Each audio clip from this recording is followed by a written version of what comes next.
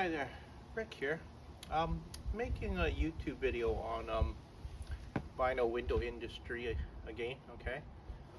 This time as service guy. Um, so being service guy at a vinyl window company, it's a very interesting job. I think that wow, that's the position that a lot of people in the warehouse like doing. Okay, just because you get to go out on the road. Okay, drive around the city, right? Summer times are especially nice, right? Um, so when I was with this one company, um, I was telling the manager, Peter. Okay, I said, Peter, um, to be service guy, you can't just hire anybody off the street.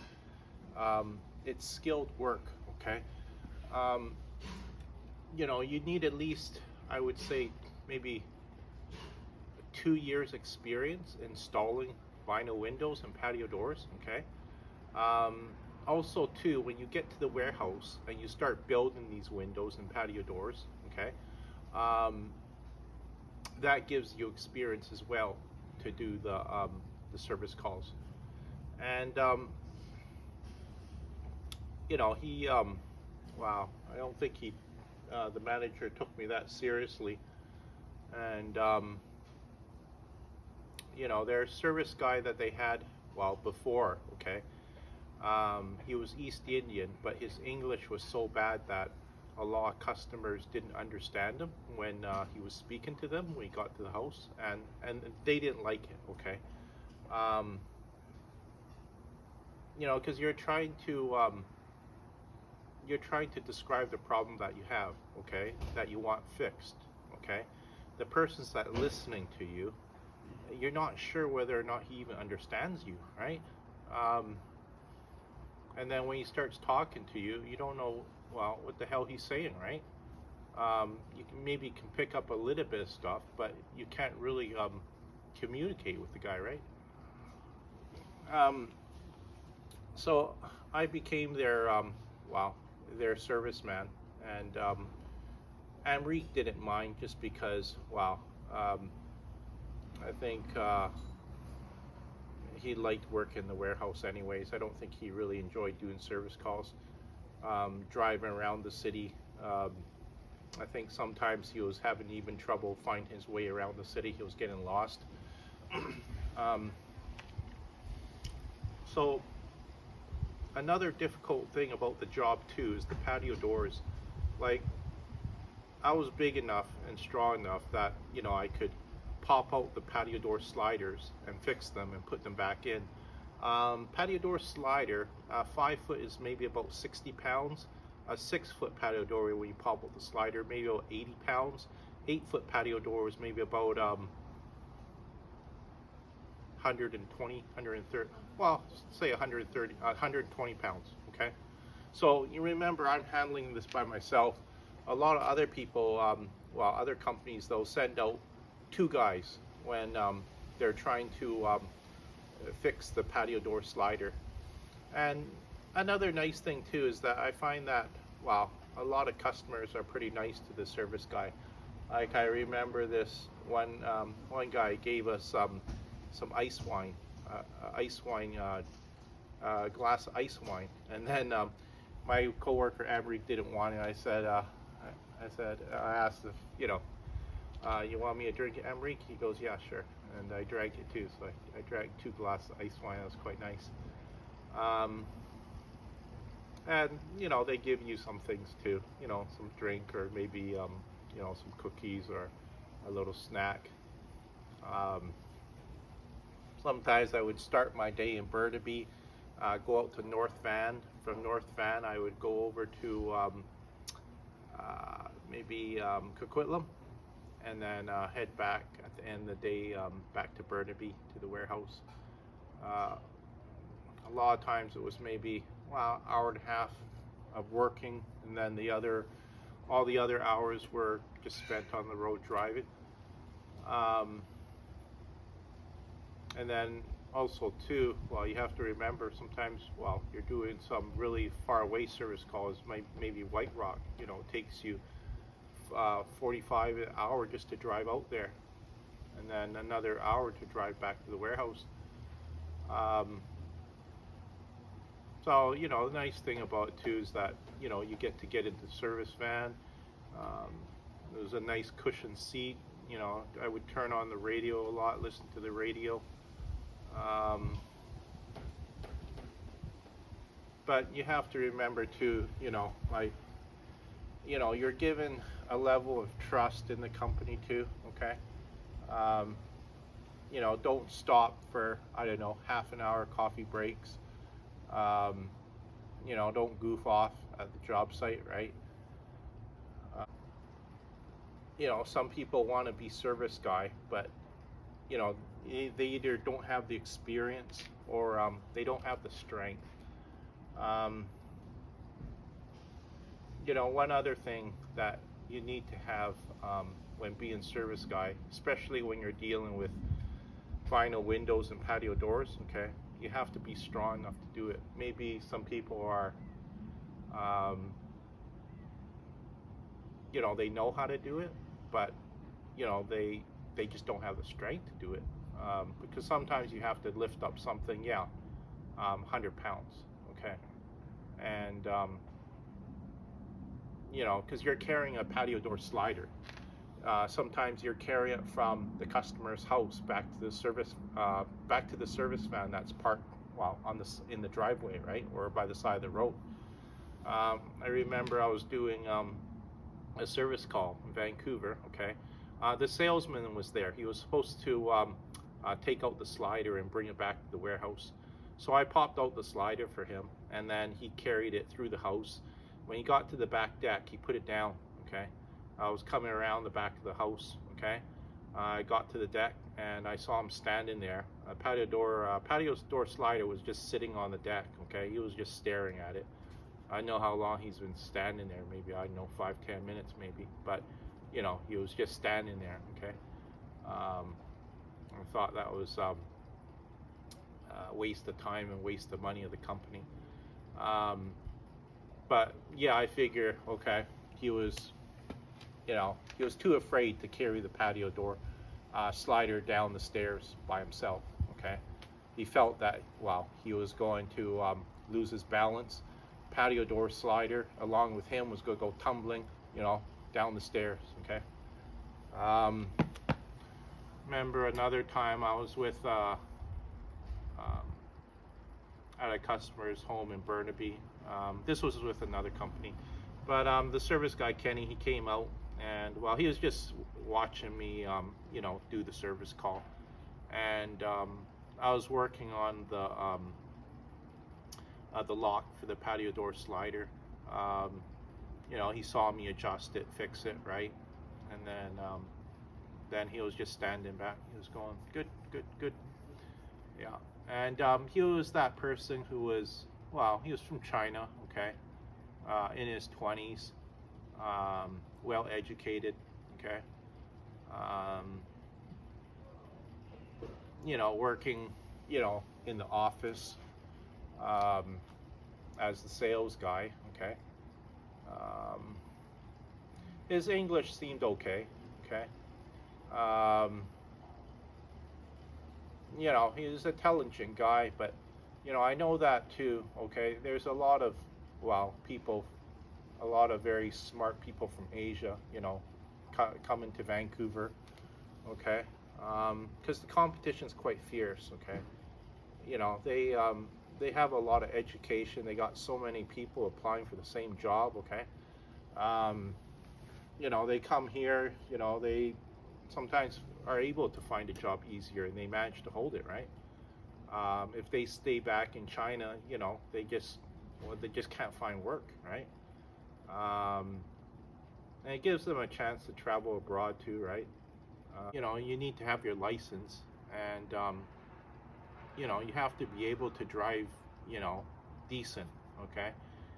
You have to remember too, the service van is kind of wide, okay? Because a lot of times there's an outside rack on it too. So you have to be careful that, well, you don't hit the curb, okay? You don't hit another car going by it, right? Sometimes, you get into these, I don't know, tight alleyways, or um, you're going over the bridge, and, it's a really narrow bridge. The rack is only maybe about 6 inches away from the curb, okay? Um, I remember Amrique, the other service guy, um, he hit the rack with something. He bent it over or something like this.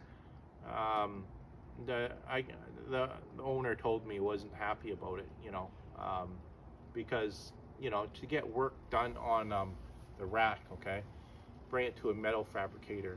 They charge a lot of money, okay. Um, I remember the story of uh, when I was there, okay, at the metal fabrication place, okay. Um, the the trucks, okay, with the sign up top that has the arrow pointed to one side. Um, well, the owner, okay, he had brought in the truck, and apparently the young lady, they're told not to go into drive-ins. Anyway, she went into a drive-in. She knocked the sign off. Okay, it broke the weld. Anyways, he was saying that he was going to take it out of her wage. He was pretty pissed. I think to get it fixed, I wouldn't be surprised. It costed me about $400, okay, for the welding job. Because you have to remember, you're going to different parts of the suburb, different parts of the city that you haven't even been to, right? If you don't know how to read a map, right? Or you don't know how to read a map that well, you'll get lost, right? Sometimes the customer home is in a tricky place to find sometimes. Sometimes it's not on the map, so you have to phone them up, ask them for directions, okay? I knew that, okay, it was a special skill, okay? Not a whole lot of people can do it, because you have to remember too, sometimes I'm carrying like a 30 or 40 pound piece of glass up the ladder by myself, okay? I'm going to put it in a vinyl window, okay? And when you're carrying a 30 to 40 pound piece of glass up a ladder, it actually feels a lot heavier once when you get on the ladder, because the weight is shifting, okay? It's not balanced, right? So you have to shift with the weight as you go up the ladder, okay? So not everyone can do that, and it's dangerous too. You have to remember, okay, if you fall off the ladder, okay, holding a big piece of glass, well, you might, kill yourself, right? You land on the glass, right? It'll kill you, okay? Even if you're carrying a big piece of glass, okay? If you flex it the wrong way and it breaks, a big sheet of glass going forward, and just literally, I heard sometimes some guys got cut straight across their body or caught across their face, right? So it is dangerous, and guys won't do it for cheap too, okay? Some of the companies that I worked for, they thought, they could pay their workers, minimum wage to do the work, and I just refused to do it for minimum wage. I would work in the warehouse, for minimum wage, but if you want me to go do the service calls, no. And because of that, sometimes the company let me go, but a few months later they called me back to to give me what I had asked for, right? That's just the nature of the business. Sometimes some companies got rid of me, and they hired me back for like $4 or $5 more per hour, right? Because I was working for a different company. I was getting a lot more than what they were paying me, right? And I wouldn't work for that low wage, right? Especially when the company was making lots of money too, right? They're just too cheap to pay out the money, and sometimes you got to pressure them. I also had a friend too. He was a glazer too, and he worked for a big window company, and he was service guy. He was telling me how much he enjoyed it. Okay, sometimes he worked in the warehouse too. But Chris was what is it? He was a heavy drinker. Okay, and we were doing a job together. He was staying at my place for a few days, so I got to see, well, his routine a bit. And a lot of times after work, okay, you know, guys are hungry, okay, they'll eat supper, right? But not him. He has to have like 8, 9 beers first, okay? And there'll be a few hours, and then he'll get something to eat. But you know, he told me he was an alcoholic, right? And you know, Chris, you know, when you're an alcoholic, it's what is it? It's just hard to do your um, everyday life things that you need to do, okay? Um, and it's expensive too, okay? Especially if you're going to the bar, you know, during the weekday, okay? That's even more expensive because what? Now you're paying 3-4 times more for a beer compared to if you just went to go buy it at a cold beer and wine store or the liquor store. But you know, he was a good worker, okay? Not in the mornings, okay? Because he just had too much of a hangover in the morning. Like, I mean, you'll understand, okay, when you work with a person who's a heavy drinker or alcoholic, okay?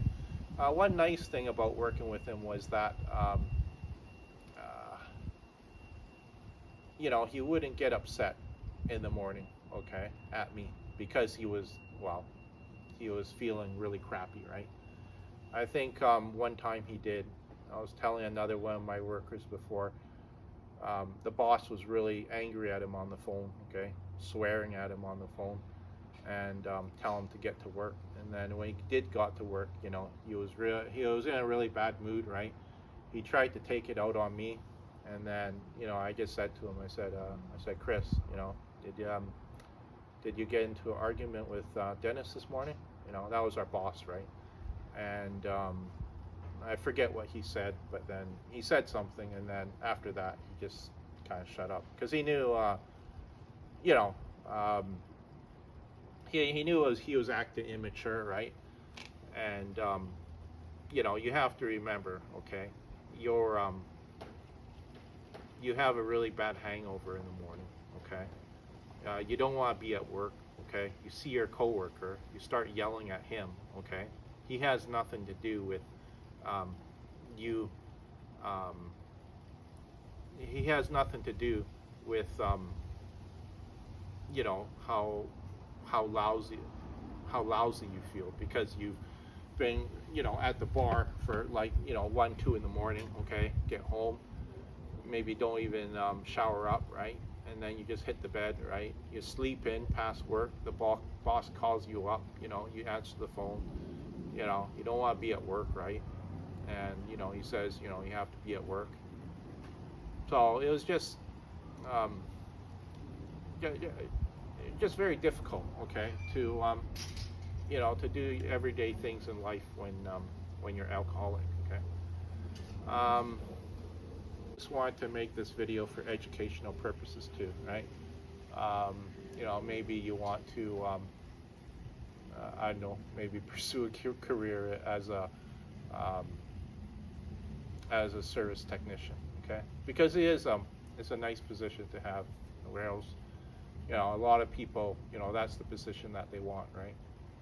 But you have to remember too, some companies, I don't know, for whatever reason, they don't want to keep their service guys, you know, for longer than 2 years or 3 years, right? Maybe they want to bring somebody else in and pay them less, right? Or maybe, you know, they feel that you're getting too old. They want somebody younger, right? Sometimes I like to read the reviews of the companies that I've been with. Okay, there's one company, okay? Okay, after I left, you know, I don't think they had a service guy. And this customer, he had ordered about $20,000 worth of vinyl windows. I think there was something wrong with one of them, or some of them, okay? And he wanted a service guy to come fix it. Anyways, Peter, you know, I don't think he's the best person to talk to when it comes to PR, okay, public relations, okay. Anyways, he wouldn't send out a person, okay. I don't know why, okay. And the customer was even saying, you know, I'll pay for this guy to come out to fix the problem, even though, you know, the windows, you know, something was wrong with them, okay. It should be the company paying for it, right? So still, Peter wouldn't send anybody out, and the customer wrote, you know, I ordered about $20,000 worth of vinyl windows off this company, and you know, something was wrong with it. I was willing to pay for the service guy to come out to fix it. He wouldn't even send anybody out, and then he wrote, you know, do business with this company for your worst nightmare. And he posted, I heard he posted it to the his Facebook page, and I think I heard he said the owner of the company phoned me up and started yelling at me. I'm not surprised, because I know the owner of that company. I'm not going to say the company's name, okay, but not very good, okay, when you start yelling at the customer, okay, especially, you know, he paid what he spent $20,000 in your company, okay. It's not like a $2,000. He spent $20,000, okay. It's quite a bit of money, okay. And remember, I was with this other company. The customer, okay, he was a good customer, okay. I think he got 2 homes done, maybe even 3 homes done from our company. And he was having trouble with, okay, he had ordered this one piece of glass. It was supposed to be this style. And then Alice was saying, no, it should have been this style. And I could hear them arguing on the phone, okay? And I'm thinking to myself, you know, okay, she and her husband were from Shanghai, okay? I'm thinking to myself, gee, you know, Alice, you know, you don't have really good, what is it, PR skills, okay? Public relations skills. Because you have to think about it, okay? This customer spent like $40,000 worth at your company, you know. You can't you can't take the loss of you know, of a piece of glass, you know. Sure, it cost a little bit of money, but the amount of money that the customer spent probably easily pays for that piece of glass, okay. So I went over and, you know, I asked to, you know, talk to her, okay, because the customer had the phone, his cell phone, okay. And so I got on the phone with her. I say, Alice, you know, if you pay for half the glass, okay, and you know, if you pay for half the glass, and you know, I pay for the half the glass, I'll install it for free, okay. This customer, you know, spent a lot of money at the company, okay, and then she agreed to it, okay, and then I gave the phone back to the customer. I said, it's okay, I worked it out. We'll replace the piece of glass for you, free of charge, you know, and then he was happy, okay. But you know, to argue with the customer over the phone, like, you know, sometimes you know, 10 minutes, 15 minutes, right, is just, well, in my opinion, it's just plain stupid, okay. Because you have to remember, okay, he's not good. 1, he's not going to give you any referrals, okay. 2, if he ever wants to get another house done, do you think he's going to call you and want to get another house done from you? You know, probably not, okay. So you're losing a lot of business. And well, in my opinion, well, she didn't seem to understand that. And you know, I did even bother, you know, really, you know, trying to explain it to her. You know, I would try to you know, tell her sometimes how to, you know, run the company a bit, okay, especially when she was asking me, well, for, you know, some different things, okay, because, you know, she was sometimes asking me, you know, how to, you know, I want to get the company moving a bit. I want it to expand, okay. I want it to get bigger, okay, better, right? And I said, you need to bring in a good salesman, okay? And you have to pay him a decent wage. I could see her trying to bring in some different salesmen, but for some reason it just wasn't working, okay? Even a friend of mine, okay? Um, he had quite a few years experience as a painter, okay? But he also, I think, knew a lot of customers in the window industry too, okay? And he kind of like had a large database, okay? And he went to go talk to her, but still, you know, he didn't go work for the company. They couldn't work something out, okay? But I've seen a lot of customers come and go, okay? Because the hours were not fantastic, okay? A lot of times too, okay? You're making appointments after 5 o'clock because the customer is getting home from work, okay? So maybe you're meeting them at 5:30 or 6 o'clock. So you're working through your dinner time, okay, as the salesman. You know, it's odd hours, okay? A lot of times, yeah, maybe it's not during the daytime when you want it to be during the daytime, right? And you know, there still is a bit to know if you're the salesman. You have to know like the window terminology, okay? You also have to know, well, how to measure these windows. But I think a lot of times the salesmen they just weren't good at measuring windows. It had to be done by the installer, okay? And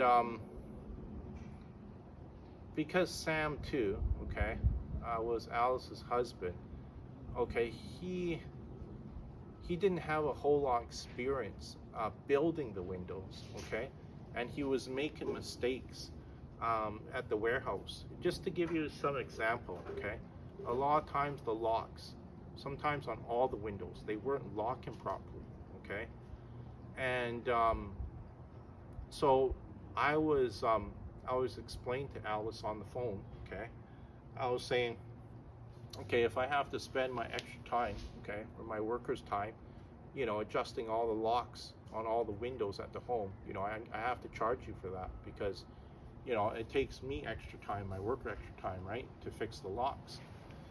And then, you know, talking to her on the phone, she didn't really want to pay for that, right? And, you know, she should be the one paying for it because, you know, if you're making the windows at the warehouse and something's wrong with it, right, somebody has to fix it. And,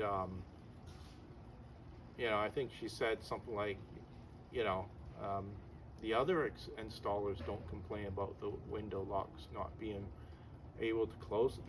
And then I said to her, okay, if nothing's wrong with it, then how about I just leave it then? And yeah, you can have the customer maybe call you back saying that the windows won't lock. And then she goes, no, I don't want that.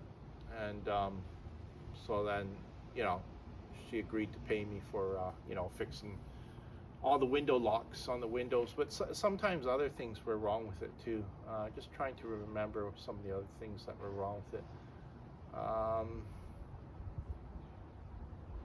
The screens, the window screens.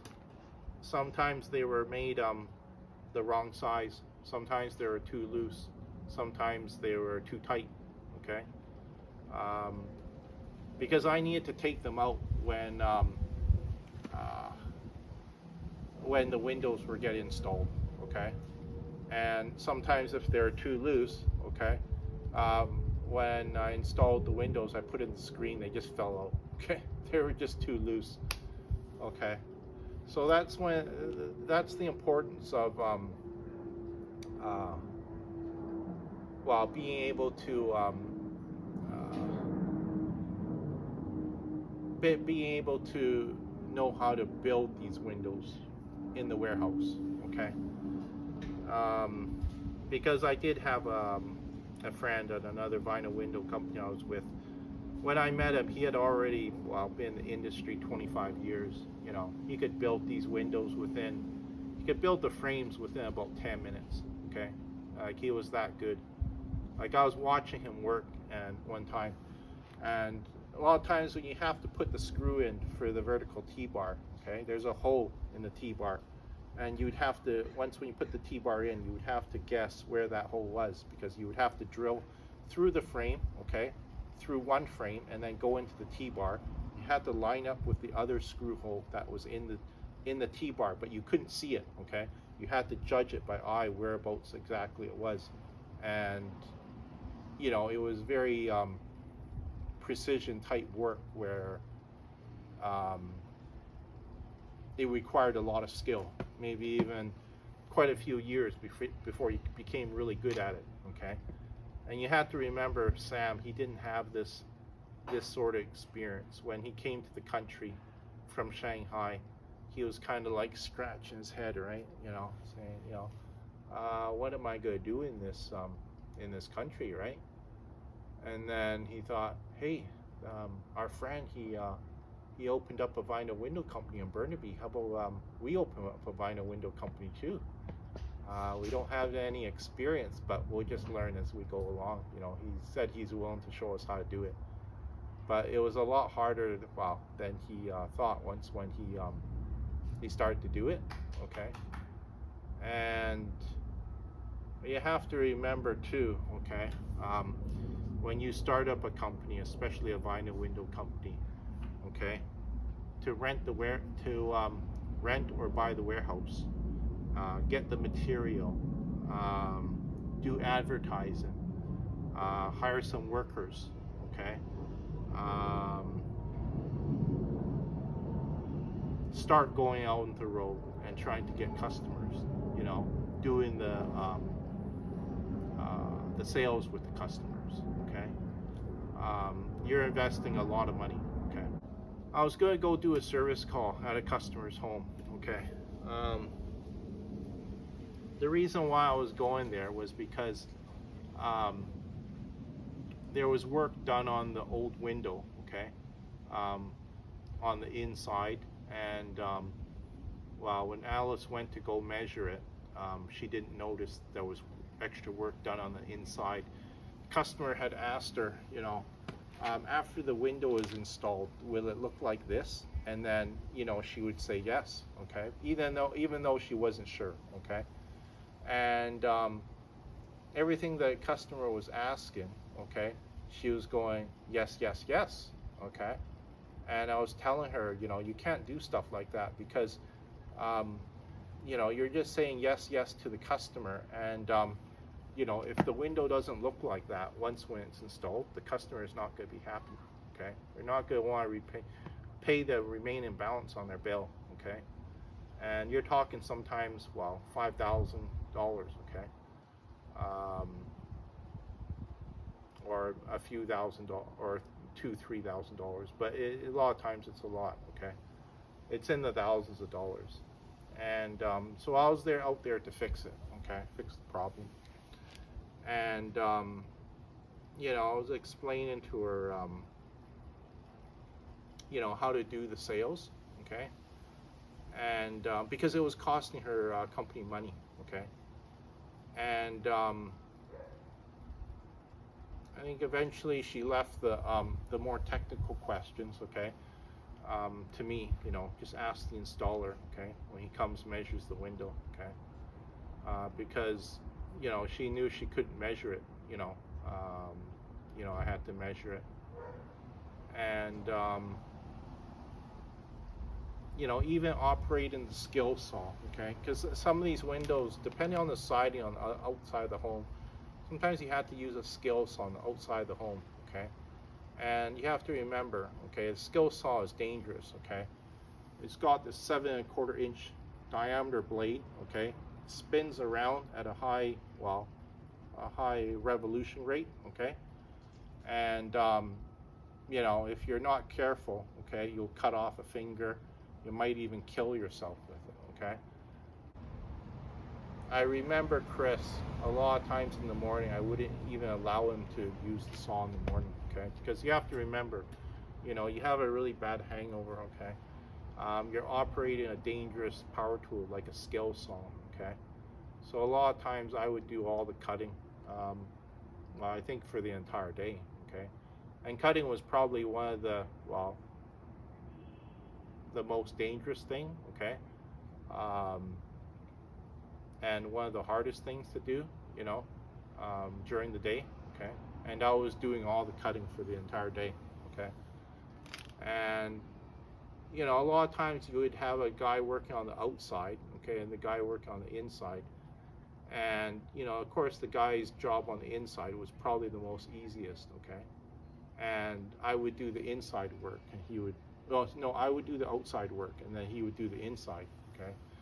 I'm sure he appreciated it too, because, you know, he knew that the outside work was a lot harder. And you have to remember, when you feel kind of sick for the first 3 hours in the morning because you drank, what, maybe 9 to 12 beers, okay? And, you know, you're no shape to work, you know, and, but, you know, you have to remember, he was an alcoholic, okay? I know that alcoholics, they, if they don't drink, okay, they get really shaky, okay, and you know, sometimes, well, it even affects their mood, right? But they just cannot, they cannot operate, okay? They cannot do their everyday things that they normally do, okay? I had a grandfather who was an alcoholic too, okay? Affects the people around you, put it that way, okay? Because we were little kids when, well, I remembered my grandfather, and you know, sometimes he would come to the house drunk, right? And, you know, I don't think my parents liked it, okay? Because, you know, you know, you have to remember, okay, you're drunk, right? And sometimes, you know, you're making a racket, you know, you're you know, yelling at somebody, okay? Because I know that, well, my neighbor here, he's an alcoholic too, and you know, he had a temper tantrum one time, and he smashed up the glass in his front door, and, you know, I was talking to his daughter. I fixed it for her, right? You know, he's just, you know, yelling, shouting, sometimes outside the house, right? The neighbors can hear it, right? You know, so yeah, it's just very hard too, okay? Sometimes even trying to hold a job if you're alcoholic, because, well, he got his license taken away because he was an alcoholic, and, you know, he works as a plumber, and, you know, you don't have your license, you know, you can't do your jobs, right? It affects your job, okay?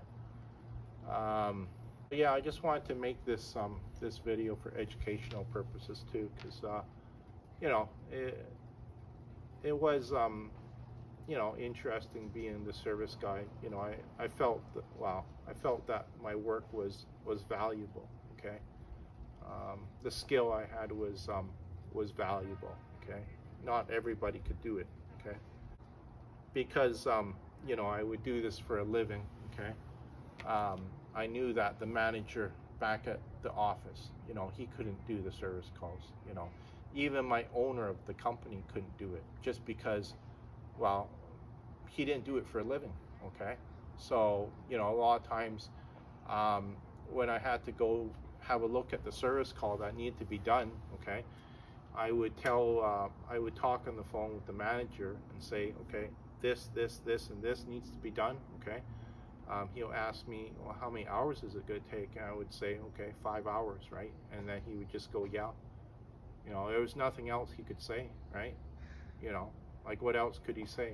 I want you to do it this way. You know, he doesn't know what it looks like, you know, what actually needs to be done, because I'm on the job site, right? I'm having a look at it. I'm estimating in my head how many hours this is going to take, right? So he would just say, yeah, okay, go ahead and do it, right? And then I'd get back to the warehouse, and, you know, sometimes I bring back $5,000 and say, yeah, I fixed the problem, and customer paid the remaining balance, $5,000. I give it to the office, right? Give him the receipt, right? Remember one of the service guys, after I left the company, he came back to the office, I heard, and he took some of the money. Okay. Anyways, I think they fired him. Okay. And I knew one of the guys at one of the companies. I think I was friends with him for about 7 years after I left the company, right? And he would come out with me, on the weekends and help do jobs with me. Okay. Probably well, the best worker that I ever had. He's been in the industry almost his entire life. Okay. When I met him, he had already had about 25 years experience. I think he had some experience, not that much, okay, installing, okay, but most of all his experience was inside the warehouse building these windows. And I always felt that he had a very special skill too, because he knew how to build the garden windows. Okay. Not everybody knows how to do that. Okay. Building the frames within 10 minutes, that takes you years of experience. Like what he was doing, I could not do. Okay. Just because, you had to do a lot of measuring. Okay. You had to screw the frames together is for some parts, and I didn't possess that skill, to put in the T-bars the way he does and how fast he would do it. Okay, I would mess it up, and then the company would have to make me another T-bar, or maybe make me another frame, okay, to put the T-bar in, because I put the screw in the wrong place. Now there's a hole in the frame, right, where there shouldn't be. Okay. If you pick up a unique skill, okay, in your life, doesn't even have to be, well, in the vinyl window industry.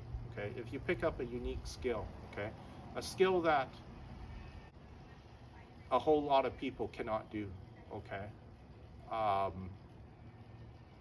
or maybe you need a license to do it, okay, I would say that that's very good.